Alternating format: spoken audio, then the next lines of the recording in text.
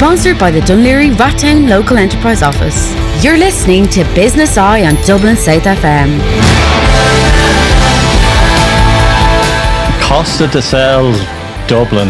What beautiful weather. I'm sitting here in my shorts. I think I had to actually take my shorts out of the drawer. I haven't worn them in so long. What beautiful weather we're having at the moment. Simon, isn't it great? Isn't it actually? Sun. I just met somebody for coffee this morning and I was walking back to my house and I'm thinking, isn't it nice just to wear t-shirts and shorts like for a whole week running? Like I don't remember the last time. And and I realize I don't have the legs anymore either. I also, this is getting a bit personal, but I get hot and sweaty, so I stick to seats a lot. But yeah, it's the weather is great. As someone said, we couldn't go away this year, so the sun came to us. So yeah, that it is a blessing. It is a blessing. Maybe Mother Nature is. Some people were saying last year we were being punished by Mother Nature. Maybe Mother Nature's thinking, well, I've overstepped the mark. I'll be nice to them again. But last year was brilliant. Like last year was sunny from April onwards. So it was a bit late now, but we have it. But talking about last year, Simon, do you remember last year? Where it was all about compassion, empathy, and community. Yeah. And now looking back and looking what's going on now, it's about segregation, it's about fear, and it's about people being angry. Have you noticed that?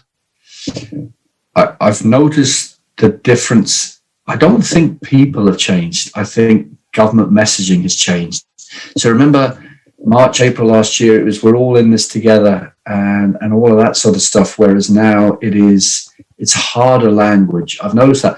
But my sense is that people, if anything, are softer than they were last year, that we were burnt out and that we're kind of more cynical about these government messages. I definitely think we're more cynical. And looking back, when they were saying we're in this together a year ago, Personally, I think that was about, if anything, there was a bit of control going on there. Like you better be in this together with us. That's my sense. So I think the people are softer. I think the government messaging has just got harder. That's just what I've noticed. Yeah, it's. I was speaking to someone this morning, and you're talking about that control. They broke their 5K rule there last year, and they're up in court over it. Right. And where's the line? And I think it's all government involved. It's the government who are making the rules. And I was on a Zoom call the other night, and I told everyone to switch off the news, switch off Sky, switch off, the journal, all the papers, because it's all just feeding into the fear. And when I have jumped into them, I have felt a rush of anxiety, and I've had to step away from it. And I think people need to sort of work on that. And the biggest thing, the biggest thing as well is what's happening in our country. And you said everyone is softer and everyone is relaxed, but this thing about segregation, the two-tier society, I thought this would never happen to us. Yeah, it's happening. And I think, I was going to say before, but I get the sense, unless there's stuff I don't know, but I guess a sense that the government has painted itself into a corner and that it's forced itself down this alleyway, and this is a result of it. And what do you think? I mean, unless there's a controlling thing above all that, but that's what I'm seeing. They've been saying that, we need to have vaccines, and we'll get on to what we think about those in a bit. But because they painted the color to the mast, I don't know whether that's the right saying, but because they've done that, I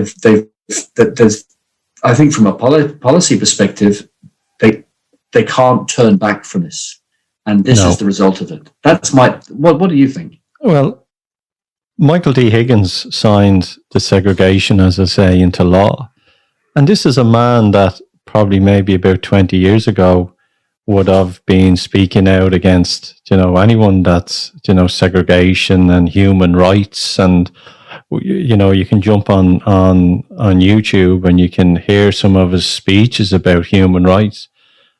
And now what he's done has gone totally against what he has been preaching for many years. So did he ever believe in that? That's the one thing that I went, hang on, this guy would be, speaking out about it. And for the government, yeah, they have backed themselves in a corner. And I was speaking to someone within a journalist during the week, and they have said to me that there is more and more nurses coming out whistleblowing, and who are being bullied and seeing what's going on. So this is chaos, and I think chaos is going to devour itself, and I hope us as humanity, as people, can kind of be smart enough to sort of sit back and don't get involved in the anger and the frustration, because that's what's happening. That's what's happening. Like, I don't think we need people on the street burning buildings like we've seen in other countries. Look.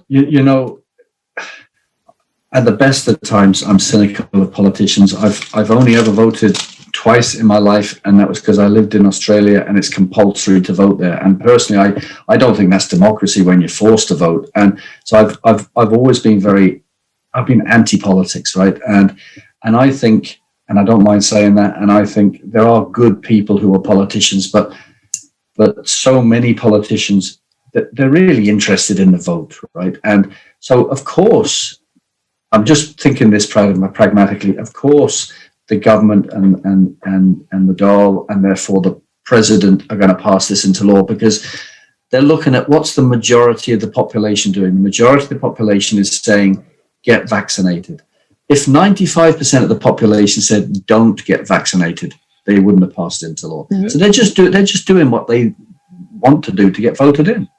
Well, do you know, hashtag he's not my president, or Higgins not my president, that was trending on Twitter yesterday. So that's an indication.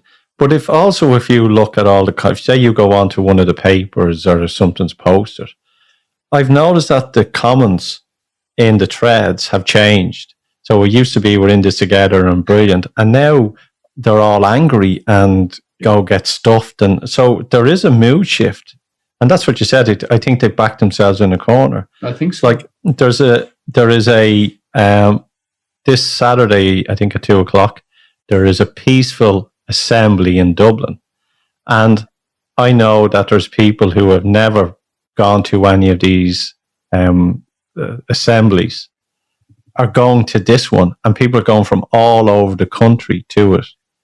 And people who are vaccinated and people who are not vaccinated are going to this because of the segregation that's caused. That they've gone, no, this is the final thing. This is the final thing.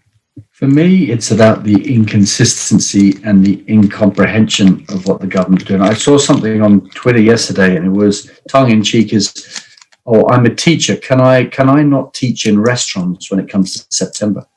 When you think about it, because they don't think it's safe teaching in schools where you don't have to be vaccinated, but you can't go into restaurants. So can I please, Norma Foley, can I teach in restaurants in September? Now, when you think about it, it's mad that people are even thinking this. That's creating division and contrary thoughts in people's heads. But that's what's happening. It's just causing chaos in our heads. And that's what I'm seeing. There doesn't seem to be much sense to what the government's doing. There doesn't seem to be much sense. Well, and it's not the government. It's this organization that isn't even elected that is pulling the strings. These health advisors, and there's multiple of them, they're pulling the strings. So that's another worrying. And you talk about, Australia, about having to vote. There's people doing it that they're not elected. That's a big bugbear of mine, Joe. I personally, I think you and I, as Joe Public, should never see NEFIT or NIAC or what are all these bodies. I'm not interested in NEFIT and NIAC, right? You and I, or the taxpayer, we're paying politicians, right? And so NEFIT and NIAC should be completely invisible. They should be advising the politicians, and our only interface should be with the politicians. So why are we seeing NEFIT? I'm not interested. I didn't vote for them. I'm not paying my tax to them. And why are we seeing method? We should just be seeing politicians. What do you think about that? You're right. I never thought about it, but you're spot on. Neffet and NIAC are there to advise politicians, not to tell us. I don't want to see them. I don't want to see, as much as I respect Tony Houlihan. I don't want to see him. I just want to see the politicians. But the politicians, I think, are terrified of telling us. They don't want to interpret the advice. Well, then they shouldn't be a politician. That's another question. These are elected officials. So these are elected to tell us or help, and not tell us. They're appointed by us because if you really want to get into it, we're their boss. Absolutely. Okay, they work for us. Yes. And that's what it is. And this two-tier society, I'm I don't wish anyone bad, and I see that small businesses are struggling, and we know that the big multinationals have made billions over the last year or so. But on this, Simon, this is just mind blowing to me. That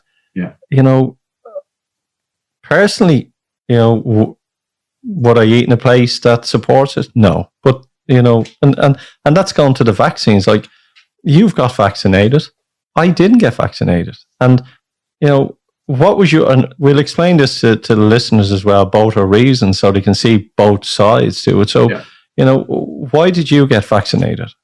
Okay, so I got vaccinated because I'm inherently there's a few reasons, right? I'm inherently a trusting person, right? Until I have a reason not to be trusted, not to trust. And this year has pushed my tolerance a lot, because I've never looked at politicians. I've never looked at the system as closely as I have now.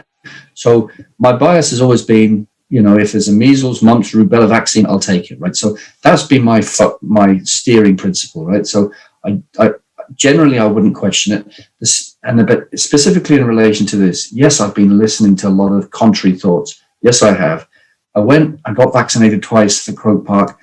To be honest with you, I don't know what went into my body, because I've said this to a few people. It was so quick. I'm not scared of needles, so I looked. I wouldn't be surprised if nothing went into my body, right? Because it was so quick. So, but I went because I'm trusting. The main reason overlaying all that is that I look at everything pragmatically in life, and I think, right, I looked at the statistics this morning on some press thing. Something like 95% of over 50s in Ireland have had the vaccine. If it said 95% hadn't, I probably wouldn't have taken it. So I just, call me a sheep, call me overly trusting, but that's the reason. Whether I've actually got it in my body or not, I don't know. Yeah. Does that explain my reasoning? That's exactly like it is. And, and I think people need to realize it doesn't matter if people have got it or not. Everyone has their own belief system, and you have to respect that. We are all right, but we have to respect that. That's the thing. And the reason why I've held off of getting it was, many are not anti-vax. I've had all my shots. Our kids have all their shots and everything. So I'm not anti-vax. It was just that I kind of seen this being fast-tracked, and that just made me just be a little bit concerned. And I remember thalidomide, when all the women took the tablets to help morning sickness, and that was a disaster. What happened to babies? They were deformed and everything on it. So that's sad. I heard that story years ago, and that hit me. And then there was, is it the dengue flu in the Philippines? Dengue fever. And everyone's had that, and there was a vaccine that brought out, and they gave this to everyone in the Philippines. And then what happened was everyone that that had been vaccinated got dengue fever, and they got it worse. And I know, and I remember that. And there's other cases as well. Yeah. And with that, I kind of went, you know what? I'm just going to just hold off here. Yeah. And just observe and see, because they're calling it an experiment at the moment, and they won't have the results to 2023. That's what they're saying. So after hearing stories, and we know that pharma have got it wrong before, right? But everyone's saying, they're investing in this.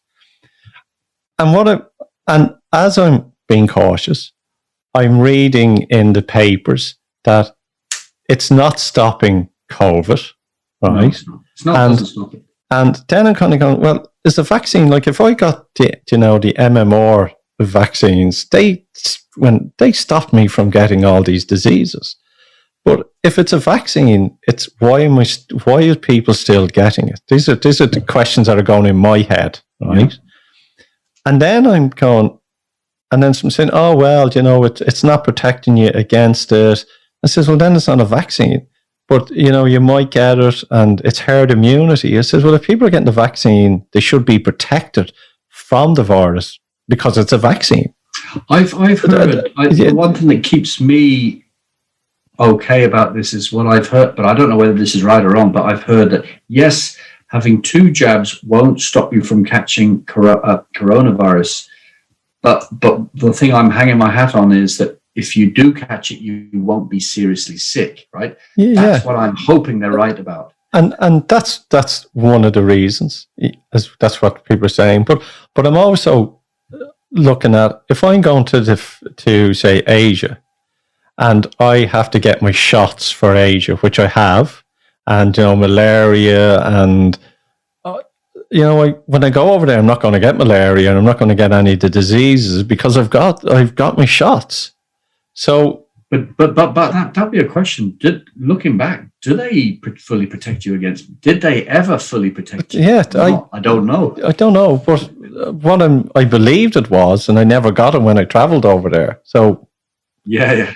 So, what I'm thinking is, and this is my train of thought, so people can agree or disagree, but everyone has their own opinion. So, I know that the most of people that are seriously ill at the moment, or who were over the 80s, right? I'm just over 50.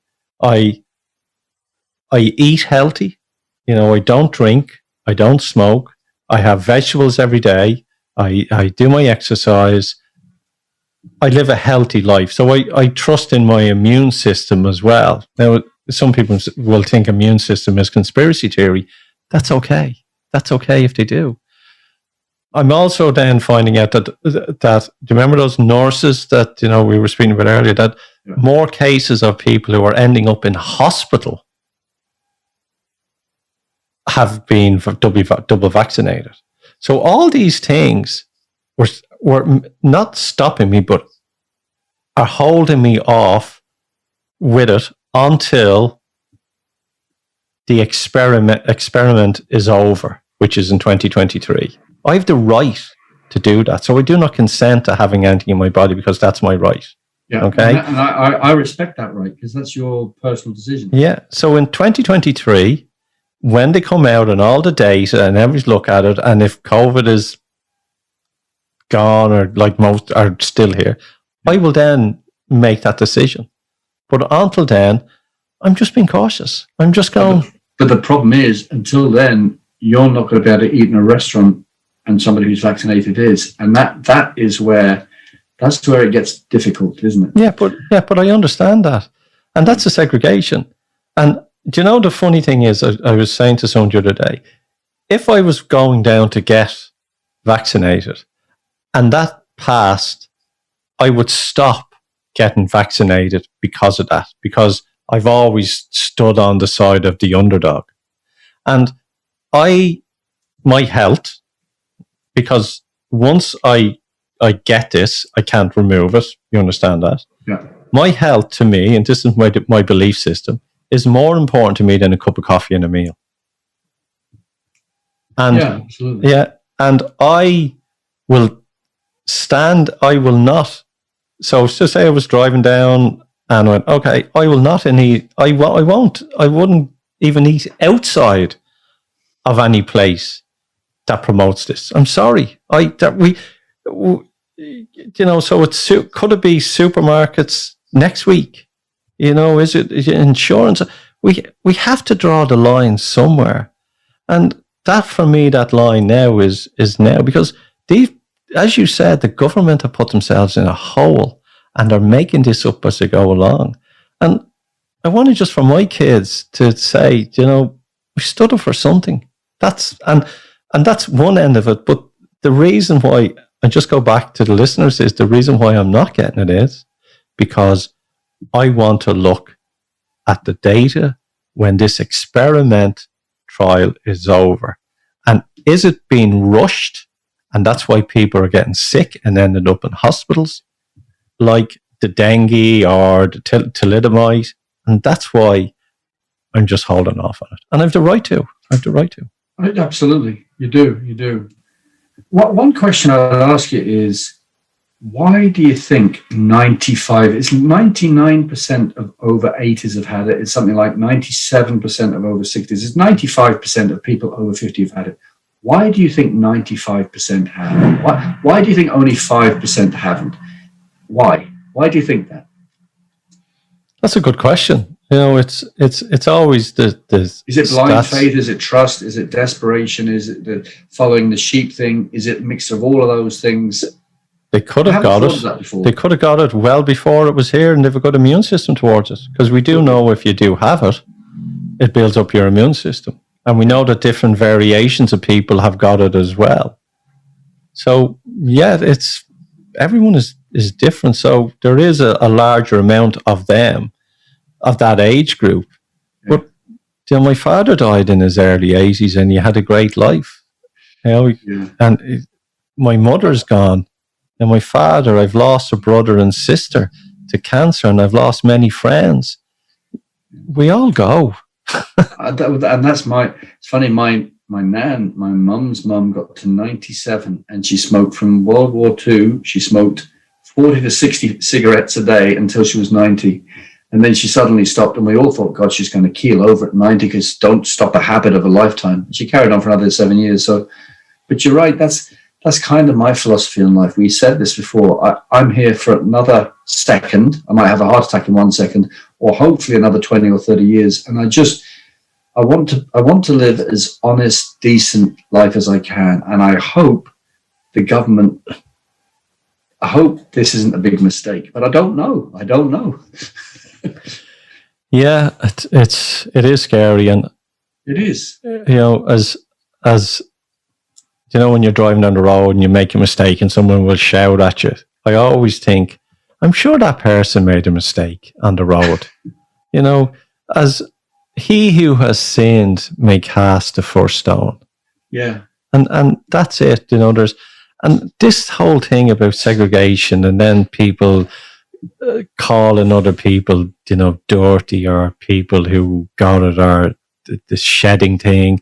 Yeah, that doesn't help anybody. Doesn't help anyone. Doesn't help anyone. We need to just basically accept who we are and live together. Because at the moment there's a divide, and both sides are feeding into it. Both sides. Do you know what I can't mention any names because I don't know any names, but I found that my elder daughter's in France right now, and she can't get the vaccine, and yet she's being told that they're about to pass a law, because she left here before she got the vaccine. She can't get it in France because the bureaucracy, and now she's being told that she probably won't be able to go into a restaurant or cafe or anywhere because you've got to have a PCR before you can eat anywhere. So she's kind of in the middle, but she's found out, well, she's heard that there are senior people in France who are refusing to get the vaccine, but through backhanders, they're getting the vaccine pass. Nothing surprises me. Yeah, look, there's, during the first lockdown, all the small businesses were running, and we know that the underworld was running as well. There was that criminal underworld was busy, and probably busier than ever. From drugs to prostitution, we know that. And where people will see an opportunity in something, good or bad, that's it on it, and we have to accept that. But I think there's a lot to play here, and I think next year is really going to show us. And governments, the one thing that governments fear is votes. Yeah, that's it. And as I said, there's, you and me, January 2020, we're all together in this, and, everything and all. And as time went on, I just kind of went, okay. And you're starting to look at it now and go, what's going on? Yeah. And if you and me are doing it, there's more and more people questioning it, and people are getting angry with it. Yeah. Definitely. You said this to me a year and a half ago. We need to ask more questions, and I thought, why is Joe unraveling this? But I'm now an evangelist of asking questions. We need to ask questions. We have to, because like at the end of the day, right, being it's in its most brutal form, if you put your trust in your government, don't forget it's governments that send people to war, right? So the governments really, really respect. Do they really love their populations? No. They government. It's not you or me or companies that send people to war. It's governments. So just ask questions. Do you think a government care about you that said if you don't pay your water rates, will turn your water to a trickle? The most necessary thing that a family need is water, and they threaten that do they care about you? There are good people in government. There are good people everywhere, but the government machines, the system.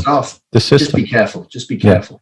The system. There are good people who are in there, and there's good people who are speaking out. And it's the system. It's the system. That's what I'm saying. It's the system, and you can't blame. And within a system, the one thing I've learned about a system as well, Simon, as we said, there's good people and bad people in a system. It's the bad people that make the system bad. Yeah. It's like, say, let's use police officers or Garda. They're a really good Garda, okay, who would take a bullet for you, would jump in front of you and me and take a bullet for us. Yeah. And they're there to protect us, okay? And then there are bad Garda, right? And that bad Garda will do something and will make that whole organization bad to those people. And that's what it is. The organization of the Garda Síochána is good. There's just a small amount of people in that. And that goes for every organization and political as well. So people need to ask questions. And the one thing, what I'm learning as well is listening. You and me will talk, blasé, say words, won't think of it. We learned that the government, they have a speech and they have something and they choose the words that they put in. Yeah. And listen to those words that they're saying and then question what they're saying. Yeah. Yeah, you're right.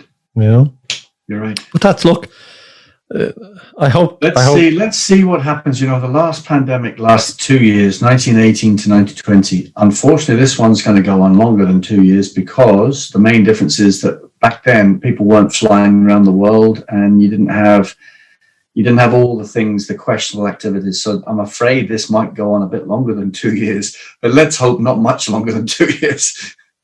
Could be 7. Could be. It could be. That's the thing, you don't know. Yeah. Yeah, but what did someone say? Prepare for the worst and hope for the best.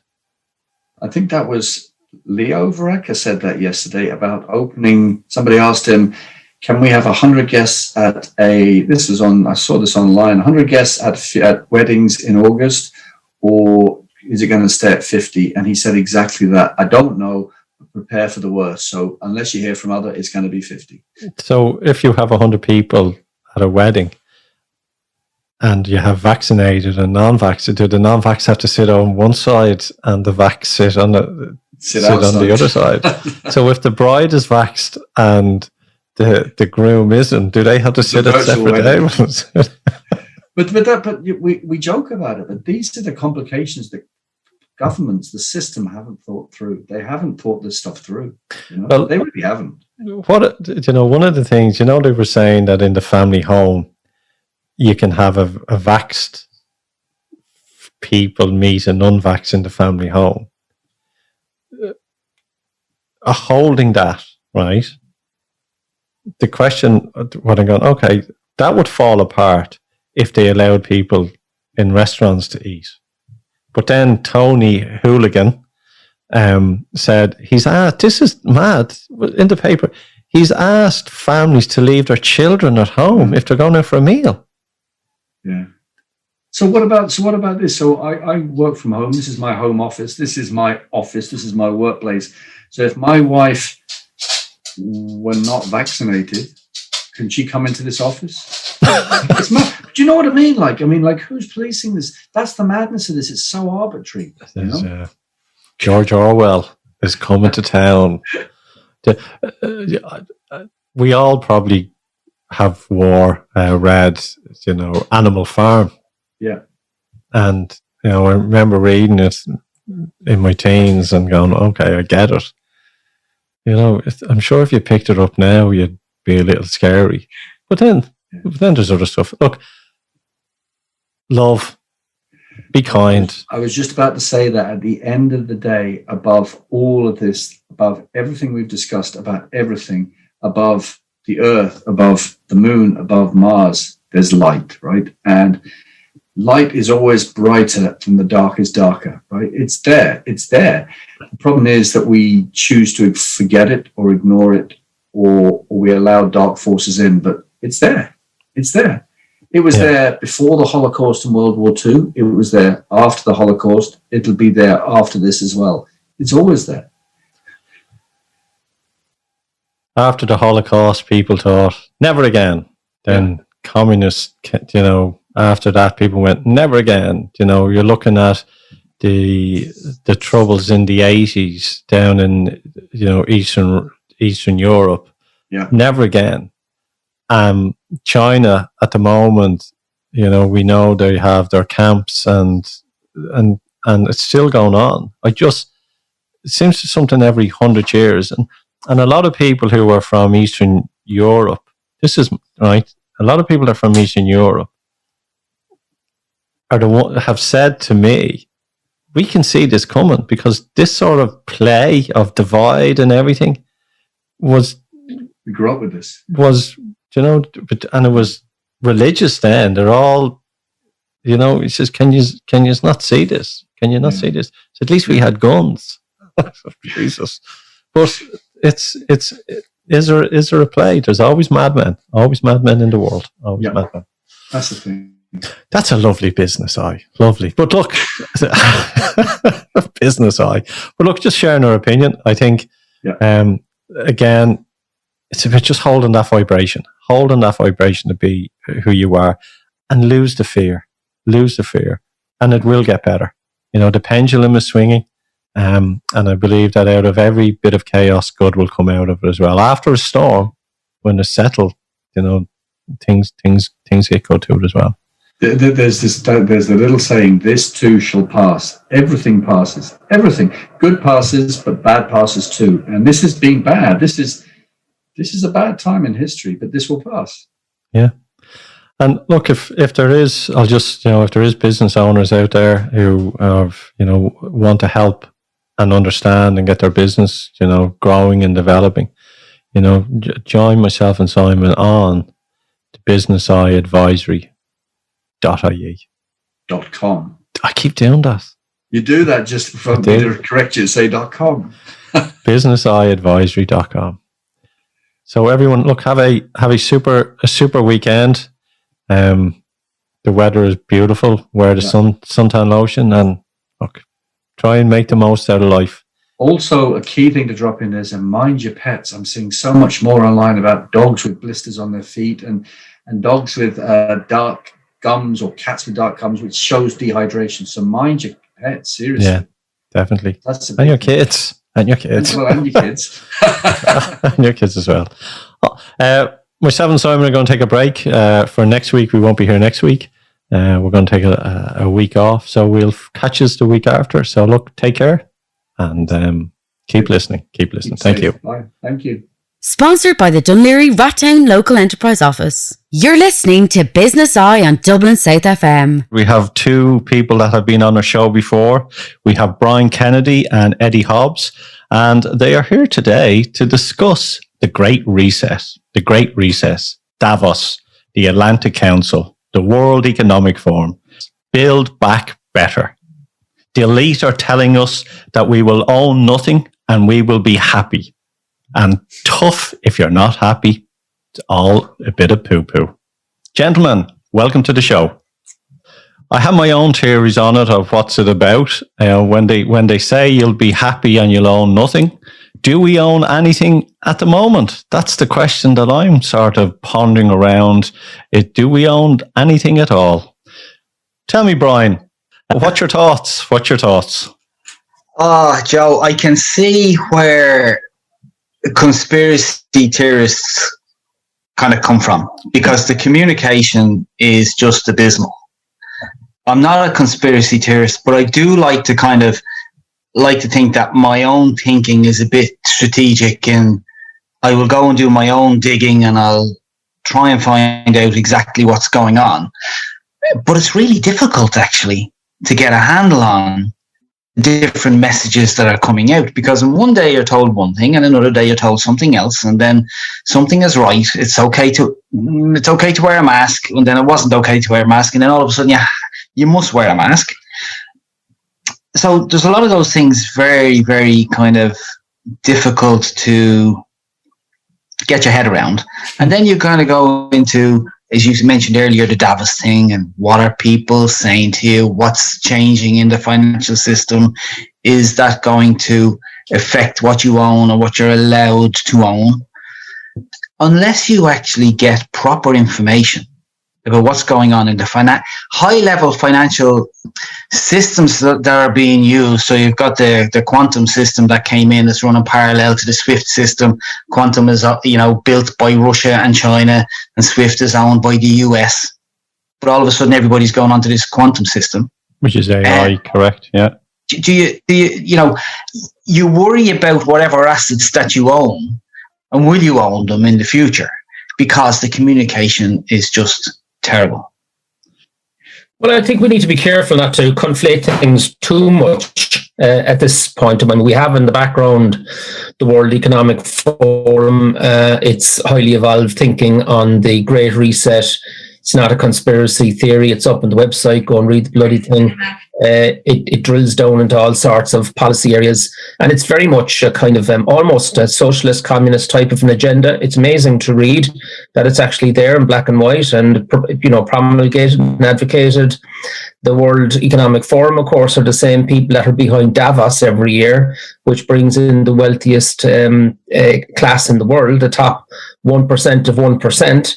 And they're deciding what is the best way for the world to govern itself into the future, and that's very deeply concerning for anybody with even a smidgen of democratic thinking in their heads, because this is bypassing democratic chambers like our Dáil and parliaments throughout the world, where the very wealthiest people are getting together and deciding how the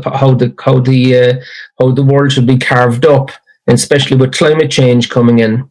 And Adam Smith said years ago when he wrote The Wealth of Nations around that time, that any time when competitors get together, you need to be careful, because the conversation eventually comes around to some kind of conspiracy against the public to raise prices, and that hasn't changed. So you have to be very, very deeply suspicious of the very, very, very wealthy. I mean, we're talking about levels of wealth that wouldn't be an Irish person would get within an arse's roar of the type of we're talking about, that are deciding how the planet should, the systems that should run the planet. And now that's fine. They can chat away and promulgate away and put it out on the internet and so on. But when it's not being discussed in our own democratic chambers, I'd be concerned about that. When it involves senior officers in the EU, as part of the kind of the World Economic Forum club, I'd be concerned about that as well. So really, it's almost like an open Masonic lodge in the old days, having these discussions, and everybody say, sure, let them away. But I think we need to keep a very close eye on it. Now, when I say don't conflate it, I think we just need to be careful about the current policies around COVID-19 and the pandemic, and seeing that it's all kind of interlinked. I don't quite see it like that. I think it's more that the World Economic Forum see what's happening at the moment as a wonderful opportunity to change the behaviour of the great mass of plebs. Yeah, I would agree. I would agree that they've seen the opportunity and something that they had planned for 10 years down the road, and jumped in on it. And you are right about, different wealths. Like, there's a difference between people being wealthy and people being really wealthy. And it feels apart. It's massive. And when people are of that wealth and they see then what's going on around the world, they're not making proper decisions.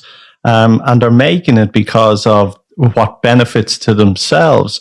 And one of the scary things which I'm worried about is the small business. You get rid of, say, an example, because we're all talking about restaurants. You take away small restaurant businesses. That means then it opens up more for the bigger chain of businesses to gain more profit and to gain more customers towards them. So that's just one part of it. Then there's the climate change, and there's so much going on it. But it's, in my own opinion, I don't like it. Simon? I go back to what Brian was saying there, because I'm not a conspiracy theorist either, Brian, but I have to say, and I've chatted to Joe a lot about this over the last 6 months in particular.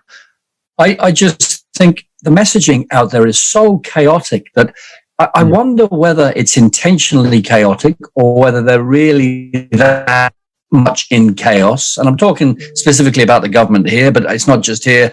Are they trying to do this to confuse? Are they really that chaotic? Do they really know what's not going on? If they really are that chaotic, and they are the governors of the country, it's pretty scary stuff. So I just look at it, and it's much easier then to put two and two together and come to four. And as Eddie said, conflate things. It's almost more justifiable, because you start thinking, is this really that mad? So Brian, is that what you're saying? It's just, it seems so chaotic. It's almost surreal, and it's easier. It's almost like it's easier to believe in the supernatural kind of thing. It almost is easier to believe when you see the chaos, because you would like to give the government at the moment some credit for doing a good job. Okay. And in certain parts, I believe they have done a good job. And in others, you have one leader of one party that will come out and deliver a message.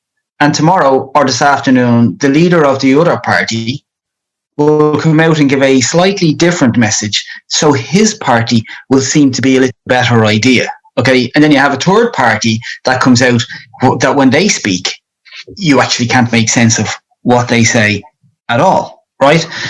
Whereas I look at everybody that has been elected to the Dáil is there to represent us, the citizen, to do the best that they can for the country. Yeah. So when somebody said on one of the political shows last week, as an elected member but not in the government, that they hadn't had a COVID-19 update from the government since December last year, I was almost, and I'm quite calm, I was almost tearing my hair out going, well, why aren't you knocking down the door? Why aren't you demanding to know what's going on? You're elected to represent everybody. Yeah. They're all there to do that. So why should somebody be outside who's elected to the Dáil and be able to say, I don't know what's going on? That's not right. Yeah, no, I agree. Eddie, what's your sense? I mean, you've brushed with these classes, and you have a kind of I'm just interested in your sense of, are they really that chaotic? Are they disinterested? Are they splintered? Or is there something worse? Or is it just sad? Is it sad and all that stuff? Well, I think the current government were probably one of the weakest governments we've ever had in the history of the state. Just barely hanging in there, and very conflicted internally. Sinn Féin then are making hay, promising jam for everybody. It doesn't matter, you can just print money, etc.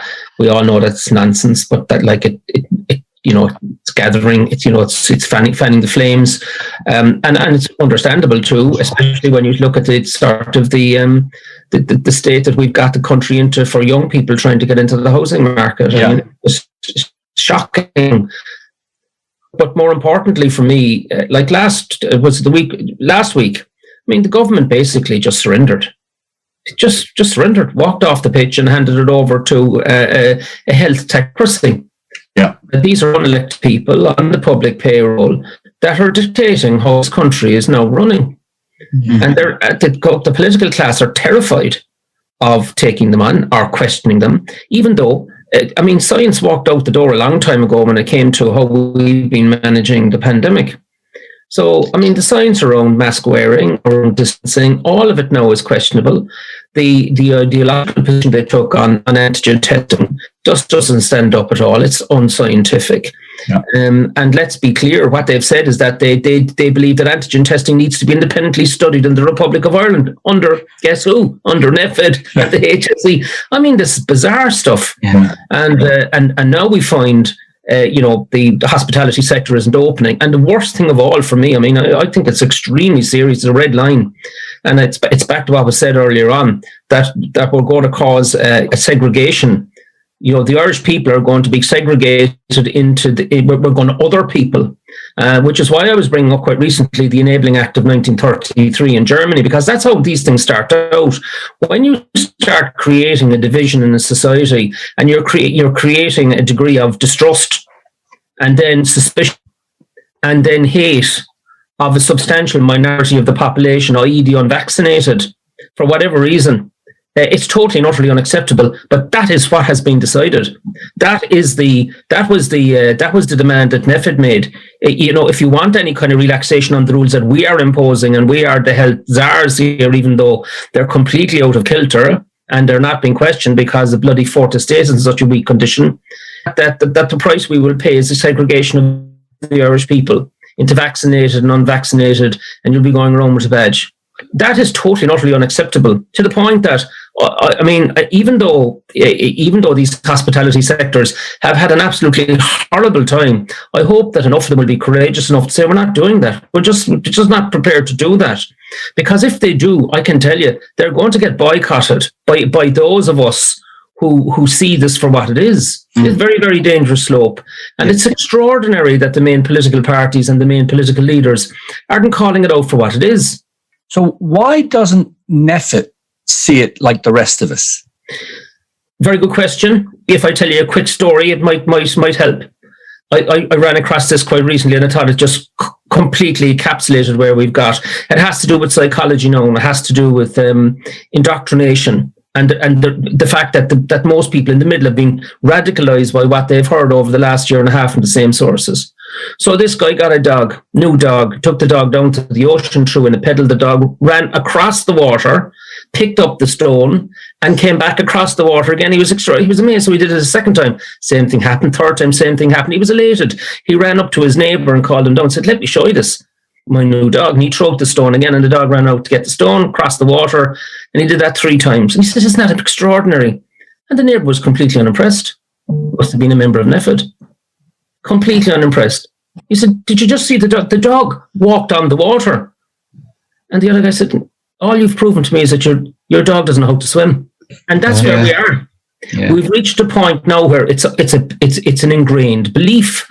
The NPHET, in my opinion, should have never been allowed broadcast directly to the public. It should have been reporting to the government. That didn't happen. Exactly. That's what we had Bowers and Lee every time they come and running out as if they talked to Santa Claus and got an actual interview with him to describe what was now happening. We've had the same numbers every day, even though we know that these cases, the PCR cases, the data and all of that is extremely suspect. Not just suspect, it's actually wrong, right? We also know that the excess death numbers are not there. They're the same numbers each year. There's a distribution of the numbers, but the numbers are the same. And by the way, we're not unique in that regard. The Swedes have no excess deaths really either, when you look at it correctly, as opposed to, I mean, I can't trust anything they tell us at the moment, because it slipped into propaganda a long time ago. Now, why has it happened? Because of the aforementioned problem with the political class that we've got running the government. They're extremely weak. And by the way, and if you look to the opposition, they're worse. Because, as you said, they're in opposition. They're supposed to be opposing. There's no opposition. I mean, Sinn Féin are just following the party line. Nobody wants to appear to take on the medical technocracy, despite the fact that all of the science is there. All of the experts are out there, if you're prepared to listen to them and listen past mainstream media and RT in Ireland. And actually just listen to people and what they're saying. The experts throughout the world are saying the same stuff. It's not, and it's not making up stuff. Like this is science. I had a couple of American colleagues one during the week say to me, and I couldn't answer it. She said, "Why can't you fly around Europe like the rest of Europeans?" And she said, how come you can fly to Athens and eat in an Irish pub in Athens, but you can't eat in an Irish pub in Ireland? I couldn't answer her. Well, it's actually, do you know what? It's actually a bit more serious than that. I was talking to a senior business person very recently who's involved in the travel industry, and was simply saying that Ireland has become a joke. It's a running joke in Europe. It's beyond embarrassing. It just looks as if we're some kind of, I mean, like as if we've replaced a religious theocracy with a medical theocracy. You know, that's what we're doing. I mean, it's just extraordinary stuff. And now our neighbours next door are kicking out all of the stuff because the vaccines have come in, and whether they're right or wrong, that's their decision based on their medical information. And it's the same virus, by the way, in Britain as it is in Ireland, as it is everywhere else. And all these variants, I mean, we could go through the entire Greek alphabet based on the way NEFID are set up. And once they've exhausted the Greek alphabet, sure, the climate change crowd will be in saying, thanks for the handover, lads. Everybody stay at home. And stop breathing. Things, you know? Don't be breathing as much. A couple of things that are popping up as well, especially with NEFID, is, you know, the modelling. They've been questioned about the modelling, and they're not getting back to anyone. One of the other things about the restaurants, my own theory on this is that it's to get partners to get their partners to get vaccinated. You know, I want to go down to the pub, you need to get vaccinated, or I want to go on holiday. So it's pushing them that way, because realistically, because of body integrity and your medical records are private, pubs and restaurants cannot really enforce this, even though there's a department outside the government scaring the living daylights out of people. A question then that brings up, and a lot of people are asking it, and especially, you know, we've had Ivor Cummings on this show before. He's spoken to us about stuff as well.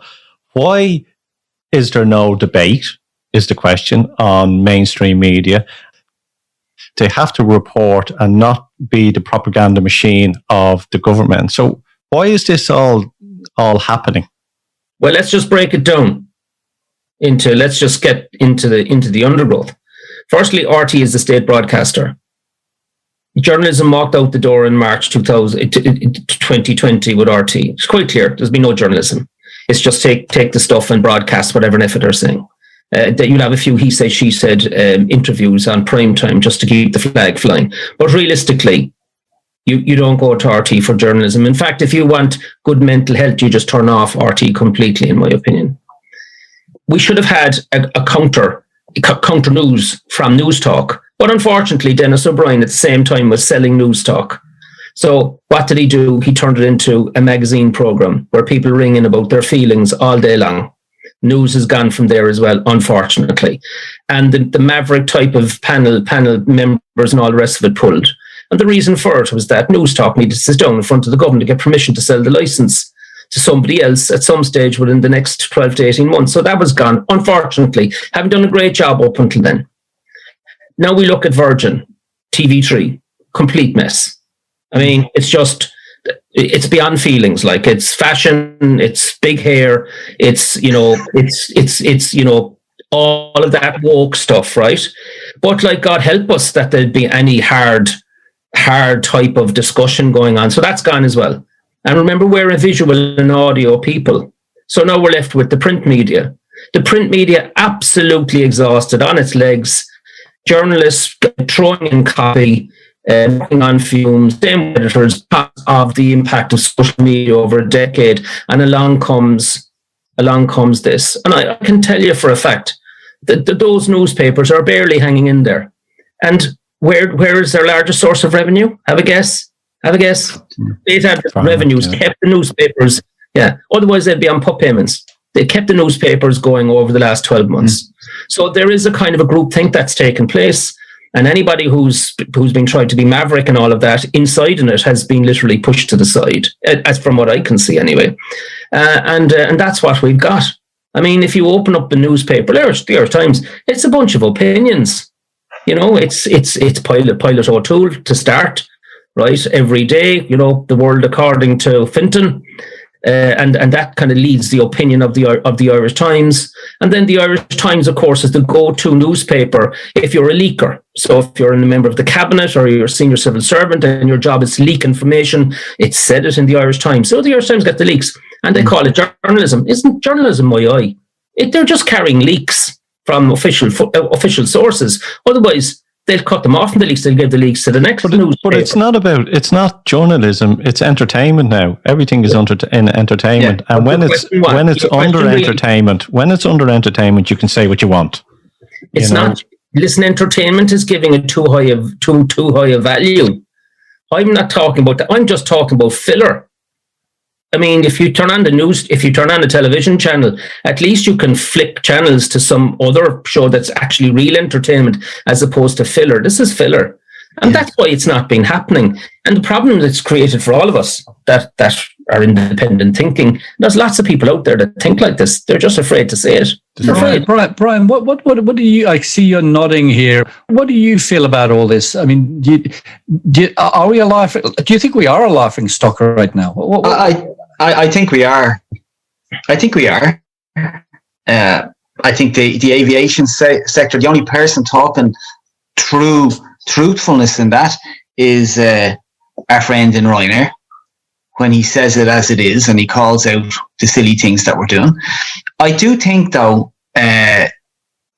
Simon, that we are that close in this country to people losing it. Yeah. I really do. I really, really do. Yeah, and I think the representative bodies of different industries, because every single industry in this country is faced with the same question when people start going back to the workplace. What are we going to do with the vaccinated and the unvaccinated? And I'm completely with you here. You cannot segregate people. You have to respect people's... If I'm vaccinated, fine. If you're not, I respect that. I understand that. Okay? But I think the likes of the pubs, the hospitality sector, I think they've got to the point now where if they don't open in July, somebody is going to get together and go, do you know what? I don't care. We're all opening. We have to have a business. We have to do whatever. And then as citizens, we will make the decision as to whether we want to go inside or not. And that's what freedom is all about to me. Well, yeah, I'm inclined to agree with Brian on that. If I could just jump in, I'm inclined to think that that's where we're ending up. I mean, I think when the political class has failed the people, when the fourth estate, the media, has failed the people, when the government has failed the people, what can the people do except engage in civil disobedience and simply say we're not putting up with it? No, we're going to be helped enormously because on the 19th of July, next door, they're ditching the whole thing. The whole rule book is being thrown into the toilet and flushed down the toilet on the basis of the vaccination levels they're at. And we're not too far behind. And what are we going to look like then? Unfortunately, we'll have to leave that as the last part. Gentlemen, thanks for coming on the show. It's been a very interesting conversation. I hope a lot of people here on the airwaves will get a lot from it. Brian, Eddie, thanks for coming on the show.